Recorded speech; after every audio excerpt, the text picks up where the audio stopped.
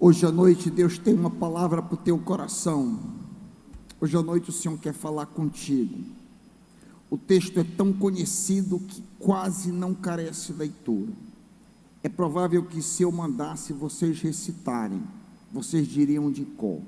Porque Deus amou o mundo de tal maneira, digam, que deu o seu Filho unigênito, para que todo aquele que nele crê não pereça, mas tenha vida eterna.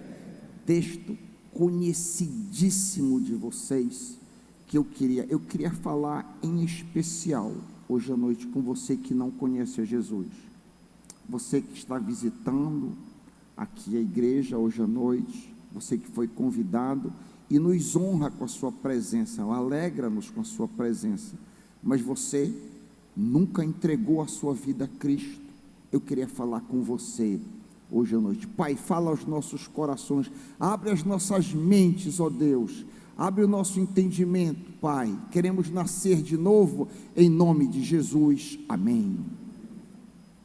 A Bíblia não explica o amor de Deus, a Bíblia não diz por que Deus nos ama, a Bíblia simplesmente afirma que Deus ama a humanidade. Tal informação deveria nos surpreender. Como assim? Deveria nos surpreender porque a esmagadora maioria das pessoas viola os comandos e os mandamentos de Deus a torto e a direito. A maioria de nós afronta ao Senhor de diversas formas. Por exemplo, a maioria de nós, ao crescer, desobedece os pais quando pequenos, brigamos uns com os outros quando vamos crescendo, usamos os nossos lábios para chamar palavrões, nos embriagamos, nos envolvemos em porfias, adulteramos fisicamente ou pornograficamente. A lista de pecados é enorme, a lista de pecados é quase que infinita. Por exemplo, mentira é pecado, fornicar é pecado, se irar é pecado, fofocar é pecado, lascívia e luxúria é pecado, ciúme é pecado, cobiça é pecado, inveja, e a lista vai quase que infinita de faltas aqui e ali que nós cometemos ao longo da vida. É ou não é, meus irmãos? Para sermos honestos conosco mesmo, todos nós tropeçamos de muitas formas e de muitas maneiras. Além de nós tropeçarmos, além de nós afrontarmos o nosso Criador, que nos ama desesperadamente, nós também não vivemos para o propósito pelo qual fomos criados. Veja, amigo, amiga, você foi criado para um propósito, para um fim. Qual foi o fim, qual foi o propósito? Que você foi criado para o louvor da glória do Senhor. Mas não é assim que a esmagadora maioria de nós vive. Nós vivemos para a nossa própria glória, nós vivemos para nos satisfazer a nós mesmos, nós amamos dinheiro, fama, prazeres e confortos. A essa luz, como entender o amor de Deus? Alguns pensadores alegam que Deus estava sozinho, por isso ele precisou amar o homem. Ele estava sozinho lá no céu dele, não tinha ninguém, então ele teve que criar o homem para amá-lo. Mas isso é uma mentira. Deus nunca esteve sozinho. A Bíblia diz logo no começo: façamos nós, o homem, a nossa imagem. Deus é trino, Deus é trino, por toda a eternidade Deus é trino, Deus é Pai, Filho e Espírito eternamente. Ele nunca esteve sozinho, Ele não precisa de nós, Ele nos ama. O fato é que Deus nos criou para livremente o obedecer e o amar, e há aqui uma similaridade entre os pais terrenos e pais celestiais. Nós mostramos de fato que amamos os nossos pais terrenos quando obedecemos às suas instruções. Nós mostramos que não amamos o Pai Celeste quando desobedecemos os seus mandamentos, e todos nós fazemos isso. Eu queria contar a história hoje, ou me referir hoje a um homem muito conhecido de grande parte de nós. O seu nome é Nicodemos. Ele era um fariseu. Este homem, este religioso, veio ter com Jesus com indagações espirituais. Este fariseu veio ter com Jesus com perguntas a respeito de coisas espirituais. Veja, na época de Nicodemos, havia várias facções entre o povo judeu. Na época de Nicodemos, havia entre os judeus, por exemplo, os saduceus. Os saduceus eram pessoas que não criam no sobrenatural. Eles eram materialistas. Eles criam que não havia nada além da morte. Tudo que valia era o aqui e agora. Havia também um grupo de essênios. Essênios eram judeus isolados, que criam que apenas eles e ninguém mais eram de fato judeus. Eles e ninguém mais. Estava todo mundo errado e eles estavam certos. Eu estou querendo aplicar isso para o nosso contexto. Havia também os zelotes. Os zelotes ou sicários eram ideólogos, idealistas revolucionários anti-opressão. Eles odiavam Roma, eles usavam uma faca pequena, daí o nome sicários, por causa do nome da faca, sica, e eles esfaqueavam romanos no meio da multidão e sumiam. Eles eram políticos partidários agressivos, eram os zelotes. Jesus tinha entre os seus Simão, o zelote.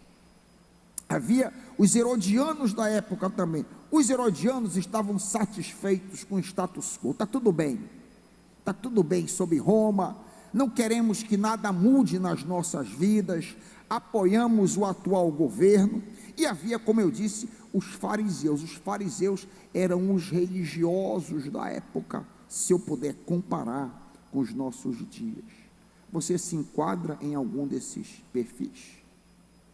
Você de repente se considera uma pessoa religiosa, vai à igreja, vai à missa, vai à sinagoga, ou quem sabe você acha que está tudo bem, não precisa de religião, eu vim aqui atender um convite, eu não preciso disso. Você é um materialista, quem sabe, ou quem sabe você é um idealista, você está muito mais preocupado com questões políticas do que questões sobrenaturais. Você se enquadra em algum desses perfis? Esse fariseu Nicodemos, que veio ter com Jesus, vivia uma vida corretíssima. Ele era membro do Sinédrio. Sinédrio era o governo judaico constituído de 70 pessoas. Ele era um homem de alto valor e poder entre os membros daquela corte. Ele defende Jesus. Nicodemos defende Jesus. Por exemplo, em João 7:50, caso a nossa lei julga um homem sem primeiro ouvi-lo e saber o que ele está fazendo, ele ajuda no processo de embalsamar a Cristo. Em João 19:39, Nicodemos, diz o texto, aquele que havia dialogado com Jesus durante a noite, veio trazendo cerca de 100 libras de uma mistura de mirra e aloés. Ele era um homem bom, um homem religioso, a gente diria no português contemporâneo, uma pessoa legal, quem sabe fiel à sua esposa, uma pessoa reta, mas ele estava impressionado com Jesus. Foi por isso que ele se aproximou de Jesus. Ele estava impressionado com as obras que Jesus fazia. Ele tinha ouvido falar de grandes milagres, de grandes sinais que Jesus havia feito. Ele ouviu falar de Jesus transformar água em vinho, isso descrito em João 2. Ele ouviu do Jesus que curava à distância. O oficial que chegou com Jesus e disse: a minha filha está à morte, e Jesus deu uma palavra apenas, e a filha distante daquele oficial foi curada. Ele ouviu falar do Jesus que andou sobre as águas. Nós cantamos ainda há pouco: as águas atendem ao meu mandar, sossegai. Jesus, dentro daquele barco com o mar revolto, ele se levantou e disse: acalmou a tempestade. A fama de Jesus se alastrou com grandes sinais e maravilhas que ele fez. Jesus curou enfermos, Jesus ressuscitou mortos. Um dos milagres mais espetaculares que Jesus fez foi a ressurreição de Lázaro. Lázaro estava fedendo há 4 dias no túmulo, e Jesus disse: Lázaro, vem para fora, e aquele cadáver ganhou vida outra vez. Então Jesus se tornou famosíssimo, e Nicodemos veio ter com ele. Nicodemos veio querer saber quem é este homem que restaura até cegos de nascença. E ele, ao perguntar, ao indagar Jesus sobre questões espirituais, Jesus disse algo um tanto estranho para ele. Ele disse: olha, é necessário nascer outra vez. Pum! Eu posso entrar na barriga da minha mãe? Veja, ele era um bispo, por assim dizer, uma autoridade religiosa. Ele ficou perplexo. Jesus disse: você precisa nascer de novo, você precisa ser regenerado, você precisa nascer do alto. Jesus disse: porque quem nasce da carne é carne. Note que toda a religiosidade e sinceridade de Nicodemos não eram suficientes. Veja, você pode ser muito bom aos seus olhos, você pode até viver uma vida decente, quando você se compara com outrem, de repente você nunca matou ninguém, você nunca abusou de ninguém, você nunca roubou ninguém. Nicodemos tinha todos esses critérios. Os fariseus memorizavam a Torá. Imagina o quanto de religião eles tinham. Mas Jesus disse: o que é nascido da carne é carne, é necessário nascer de novo.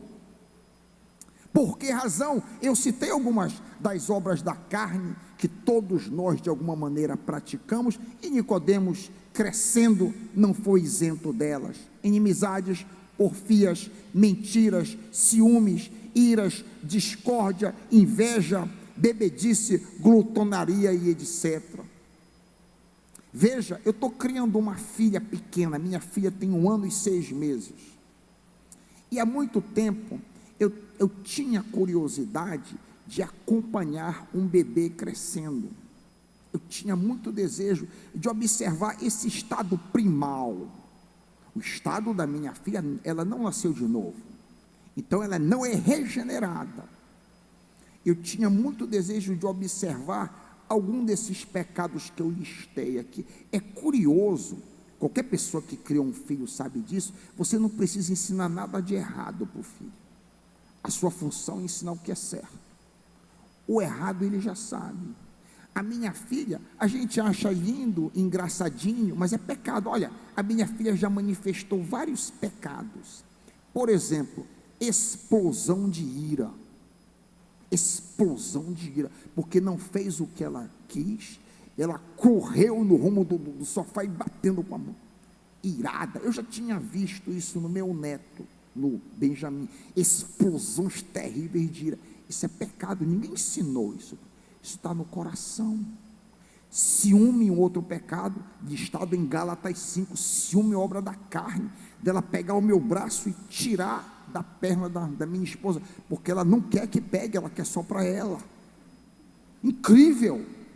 Essas manifestações todas estão na carne, por isso que é necessário nascer de novo, é necessário ter uma outra vida do Espírito. O que é carne, e só Jesus pode nos dar vida eterna, só Jesus pode resolver esta situação. Por que, pastor Raik? Só Jesus pode fazer isso, porque ninguém subiu ao céu, senão aquele que de lá desceu, a saber, o Filho do Homem. Consequentemente, só uma pessoa que pode nos ajudar e ninguém mais. Buda não pode nos ajudar, Maomé não pode nos ajudar, Paulo não pode nos ajudar, a Virgem Maria não pode nos ajudar, a menininha do Candoá não pode nos ajudar, Allan Kardec, quem é eu? Ninguém. Só Cristo pode nos ajudar, só Jesus Cristo pode dar vida. Tampouco Nenhuma religião pode te ajudar, nenhuma religião. Não confia em religião. Budismo, cristianismo, hinduísmo, confucionismo, espiritismo, religião não vai te ajudar, só Jesus Cristo pode te ajudar. Nada, nenhuma igreja pode mudar a tua situação. Não interessa se você é católico, membro desta igreja, o que quer que seja, isso não interessa, só Jesus. Ninguém subiu ao céu, senão aquele que de lá desceu, a saber, o Filho do Homem. Só Ele sabe o caminho, porque Ele mesmo é o caminho. E não é o que Pedro disse? Não há salvação em nenhum outro, porque debaixo do céu não existe nenhum outro nome dado entre os homens pelo qual importa sermos salvos. De que maneira nós podemos ser salvos? Nós temos que aceitar a Cristo como nosso Salvador e Senhor, recebê-lo no nosso coração, admitir que somos pecadores, admitir que estamos condenados e precisamos de um Salvador. Deus se envolve nesta ação de amor, entregando o seu próprio Filho.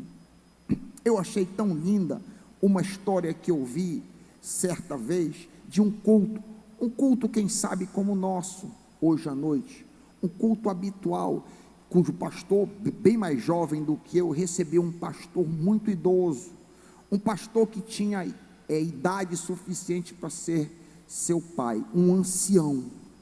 Naquela noite, um culto regular, esse pastor jovem deu a palavra àquele homem, aquele ancião, e ele contou uma história um tanto curiosa, que muitos e muitos anos antes, ele estava em um barco, ele era capitão de um barco, de um veleiro, e ele, o seu filho e um colega do filho, 3 naquele veleiro, um veleiro pequeno, e aí de repente, ondas, uma grande tempestade apareceu no mar, e ele não teve como retornar o veleiro para a terra, e naquela luta toda, tempestade, vento, o veleiro virou, e ele, por ser forte, nadador experiente, se agarrou ao barco, e ao lançar os olhos, ele viu os 2 rapazes,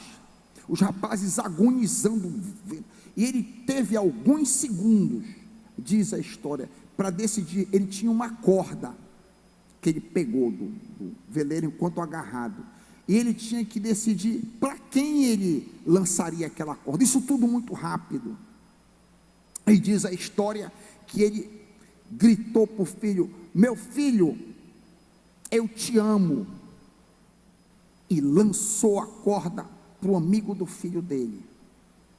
Por que fez isso? Ele disse: eu não podia suportar a ideia de que o amigo do meu filho iria para a eternidade sem Jesus.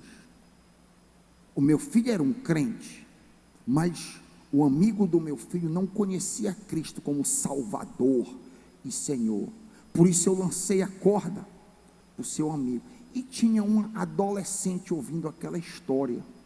Quando terminou o culto, ele disse assim: mas quem faria tal coisa? Essa história é um tanto fantasiosa, essa história.